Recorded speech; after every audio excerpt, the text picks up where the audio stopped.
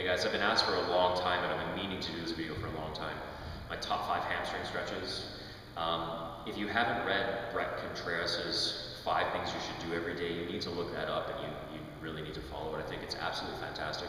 One of the steps within the 5 that you should do every day is just hamstring stretches, except what kind of hamstring stretch?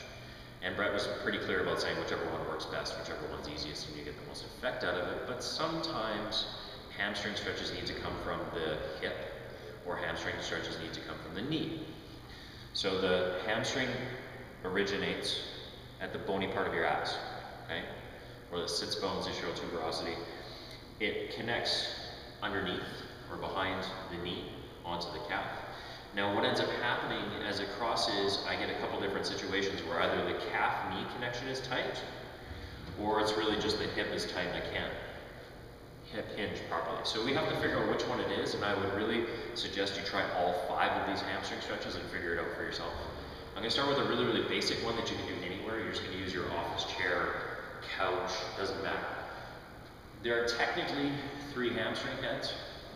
So what I want you to do is you're going to choose 3 positions for a couple of these ones, okay? So this one is going to be a try position. So what I'm going to do with that is I am standing in a box.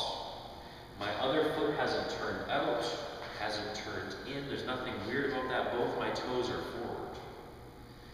Now what goes wrong is people go, okay, I'm going to reach for my toes. Look, I'm super flexible.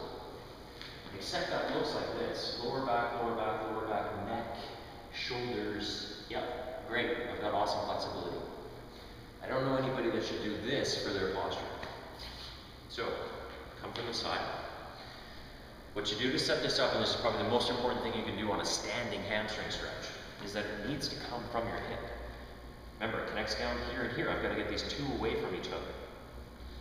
So, my chest stays up, my back stays flat. I'm going to tip or hinge my butt backwards. I'm going to take this connection of the hamstring and try to pull it away from the other one. Okay? Big butt, big chest. I'm going to feel the meat of the hamstring, for the most part. In any hamstring stretch, if you want to add a bit more, you take the toe and you dorsiflex it, you point it towards your nose. Don't go reaching for the arm to the toe. That doesn't matter. That's all coming from my back. It has nothing to do with the hamstring stretch. You may feel it more, but it's not beneficial. Okay, that's straight. I'm going to go to the outside. Same thing. I'm going to push the hip back. Big chest, big butt. I'm going to feel that a bit more on the inside. That one I can reach a little bit, but I'm going to feel more in the inside hamstring. I can point my toe at my nose if I want a more intense stretch. Next, if this was straight and that was out, I'm going to cross. Okay? My toe is still forward. Now I'm going to take this hip and I'm going to turn it. So I'm taking my 2 hips and I'm closing them. Immediately I feel that out here. Okay? So this is outside hamstring, especially by the calf. Again, I can point the toe towards me if I want to. Big chest, big butt. I'm not reaching for the toe. I don't care. I'm going for a hamstring. I would switch. About 30 seconds aside is good enough. Hip, toe, chest, butt. That's straight. I would hold for 30 seconds. I'm going to go outside. Hip, chest. May reach a little bit. I can add the toe if I want to. If that was straight, that was out. This is cross. Turn the hip a bit more. Hip back, chest. Again, I don't care about the reach. Now my hamstrings are fairly tight. You do what you can do. Here's what I'll tell you about any kind of stretch. There's 2 points, okay? If you want a really good book on stretching, look at The Stark Reality of Stretching. It was a great book. And basically what I got from that was there's a first point of tension. So I take the wrist, for example. First point of tension, I feel a baby stretch. Next point of tension, I'm like, okay, that's pretty tough. Sometimes what I'll see people do is like, oh yeah, just stretch it out. I'm actually probably flexing the muscles the other way. So I'm not going to achieve flexibility like I think I'm going to. First point of tension, second point of tension, gear down a bit from second point of tension on every muscle. Do your breathing. That's what works.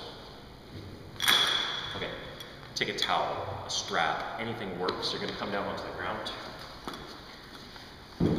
What I suggest doing is figure out which hamstring feels tighter. So I'm going to lay down, kick one leg, kick the other, kick one leg. My right leg definitely feels tighter. I'm going to take a stretch strap, a towel, it doesn't matter, guys. Again, toes pointed out my nose really helps. 3 positions, just like on the bench. I'm just doing this laying down because I'm lazy. pull. That was first point of tension. That second point of tension, I'm gonna gear down. I'm gonna hold for 30 seconds.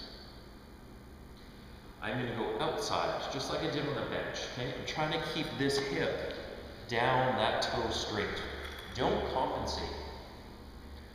That's a little bit more on the inside, possibly even the groin. Now this one, we can do a little bit different. We can cross the body, that's usually enough. I could, if I want to take this into the hip, bring it all the way to the ground. My shoulder needs to come with me. I can play with this as far as intensity, and then I'm going to roll the shoulder back gently. I'm going to undo that. Sometimes I'll do that 2 or 3 times on one side if that's tight. For me, I find this one best post-workout. Straight. First point of tension, second point of tension, gear down. Point the toe if I want a bit more. Then I'm going to go outside for 30 seconds. And I'm either going to go cross body, or I may take it all the way to the ground, find my happy place of tension, roll back with the shoulder, breathe. Okay? So that is a strap assisted. You'll find that that one works great post-workout, especially after leg day. Okay? Now, those two, the first two, they really address the hamstring muscle being tight. But what if it's the fascia? Okay?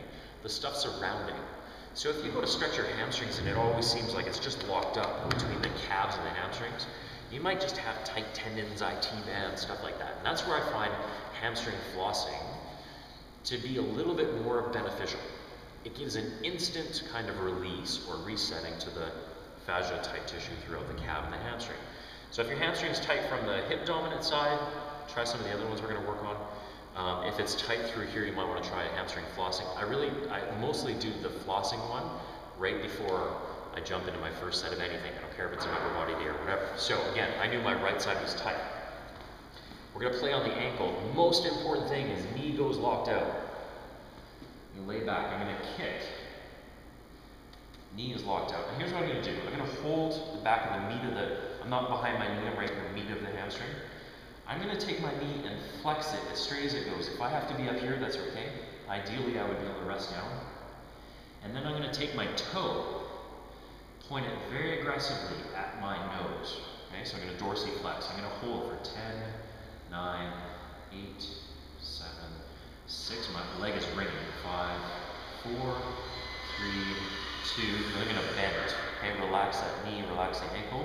Straighten the knee. You should be able to straighten it easier. Point the toe for 5, 4, 3, 2, bend the knee.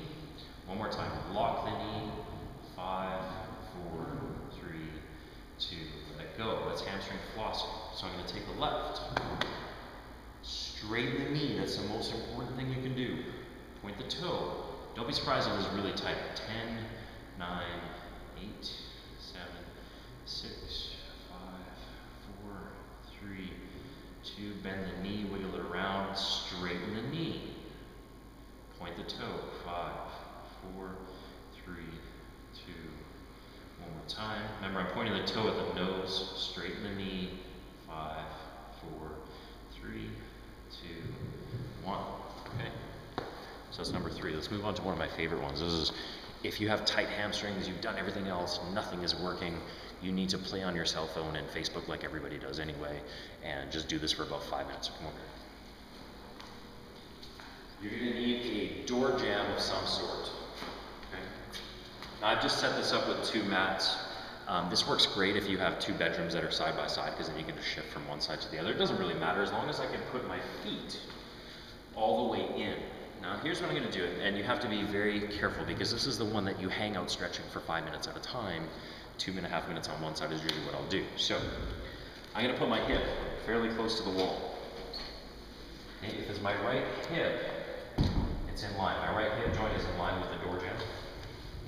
Now what I'm going to do is I'm going to put this leg up here. Okay? The more I point my toe at my nose, the more I'm going to feel that. That's a lot of calf tension for me. I can't quite get my knee straight, even though this leg is up, and you have to start with this leg up. So what I'm going to do is I'm going to shift backwards, because I don't want this to be too tight in my starting position. I'm going to chill out, play on my phone. Now here's what I'm going to do. For 5 count, I'm going to go 5, 4, 3, 2, and try to get this leg straight. Okay, what that does is it flattens the pelvis, kind of pulls the origin away from the insertion, and I'm going to feel a wicked hamstring stretch. I don't want vibrating, I don't want this to be intense. Again, it should be below the second point of tension, and then I'm going to get out of it. Take a breath. Straighten that leg slowly, let it pull on this hamstring. If that knee is bending as you're doing that, you need to go further away from the wall. And I'm going to bring that back. So slow. Lock it down. Again, I can point my toe to my nose if I want to. So I would hang out there doing that for about 2 to 2.5 minutes if you've got super tight hamstrings. Left hip, left door jab. Toe, way too tight. So I'm going away. Again, if you've got the flexibility, get right up against that door jab. Toe at my nose a little bit. This leg always starts up. I'm going to slide.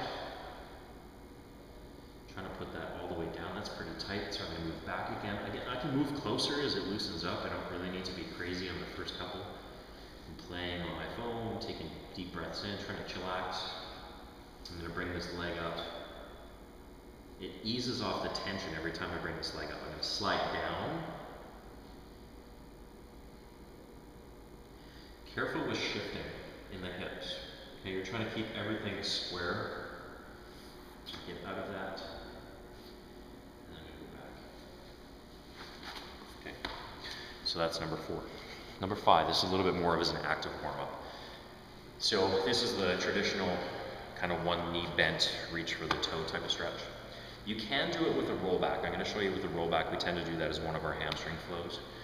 So if I go wide, okay, what I'm trying to do is stick my tailbone out, because again, I'm trying to get my hip away from the knee. So I don't want to be in a tucked, crappy posture position. I'm trying to stick my butt out, lift my chest. Now, right off the bat, that's enough of a hamstring stretch for me.